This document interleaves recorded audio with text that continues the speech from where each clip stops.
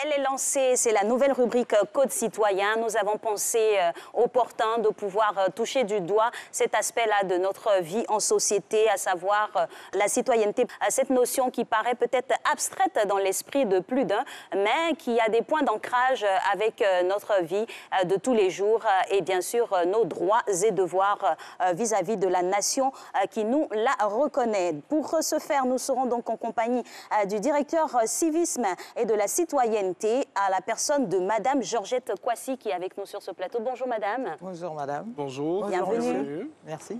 Alors, tout de suite, la première question, pour être claire et précise, qu'est-ce que c'est que la citoyenneté? La citoyenneté, c'est le lien juridique en fait, qui existe entre une personne et l'État, et en vertu duquel en fait, cette personne-là est apte à exercer ses droits politiques. Privilégier aujourd'hui en fait la citoyenneté, c'est d'abord cette personne-là qui est consciente en fait de ses droits et de ses devoirs et qui s'implique véritablement dans la communauté, dans la société dans laquelle elle vit. Et donc en fait le citoyen, c'est quelqu'un en fait qui est conscient de ses droits et devoirs, pose des actes au quotidien pour pouvoir impacter dans la société dans laquelle il est. Nous allons vraiment nous étaler sur le sujet pour mieux comprendre. Alors, dites-nous, quel est l'historique de la citoyenneté? Bon, en fait, la citoyenneté, d'abord même du latin civis, la citoyenneté est véritablement née dans l'Antiquité grecque. Pour les Grecs, en fait, le citoyen, c'est celui... d'abord, tout le monde n'était pas citoyen. C'était pratiquement, à Athènes, c'était 10% de la population qui avait droit d'être cité comme citoyen. Pourquoi ces disparités? D'abord, pour être citoyen, il faut être natif. Les femmes, les esclaves, les métèques, c'est-à-dire les personnes étrangères, issues de mixage voilà, ou de mélange, n'étaient pas identifiées comme citoyens. Et ce sont en fait ces personnes-là, c'est 10%, cette minorité de la population-là, qui pourraient exercer les droits politiques, qui pourraient véritablement impacter dans la société. Très bien. Alors, on va dire de l'Antiquité grecque oui. à transposer jusqu'ici, quel est le chemin qu'on a parcouru? Le chemin qu'on a parcouru aussi, en fait, lors des monarchies, c'était simplement aussi les privilégiés qui avaient droit à la notion de citoyen. De citoyenneté, qui pouvaient se prétendre être citoyens d'un État. Bon, on va parler de la mère patrie, la France. En France, en fait, pour la Côte d'Ivoire... Oui, on est très influencé par la France, cette nation du fait de notre histoire commune. De notre histoire commune, voilà. En fait, on disait qu'en 1848, déjà, c'était les hommes qui pouvaient prétendre à la citoyenneté jusqu'à 21 ans.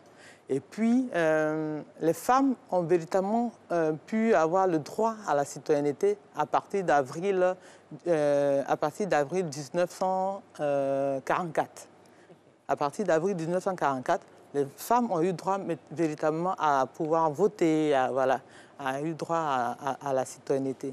Et donc, on peut dire que la notion de citoyenneté... depuis cette dizaine d'années, les 10 années, cette décennie-là est véritablement plus développée, en ce sens qu'on parle plus en fait d'impacter des personnes, de citoyenneté active, des personnes en fait qui impactent sur la société, sur leur environnement, qui agissent véritablement.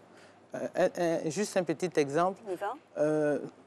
On voyait sur le chemin à Bobo, à Djamé, par rapport à la circulation, un jeune homme qui régulièrement portait juste un chasuble pour se faire voir, pour remarquer, pour ne pas que les véhicules, pour pouvoir réguler la circulation sans demander un sou.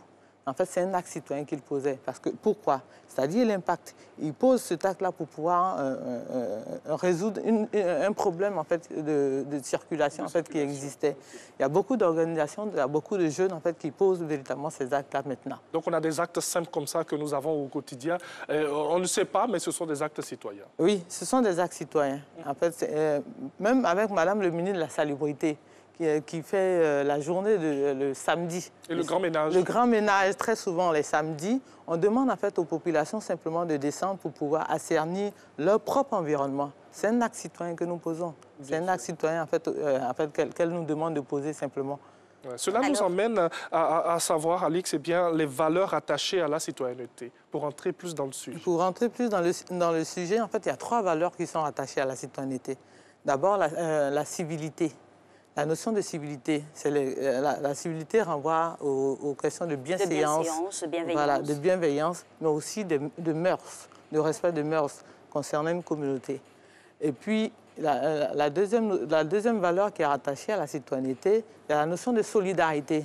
Parce qu'en fait, en tant qu'individu, nous ne devons pas être sectaires. Nous devons en fait participer, prendre véritablement une part active dans la société dans laquelle nous vivons. Et donc, la notion de solidarité, c'est une valeur de la citoyenneté. Et bien sûr, le civisme aussi, en fait, qui est la vertu qui nous permet véritablement de respecter les normes préétablies par l'État, les lois, les règlements de l'État.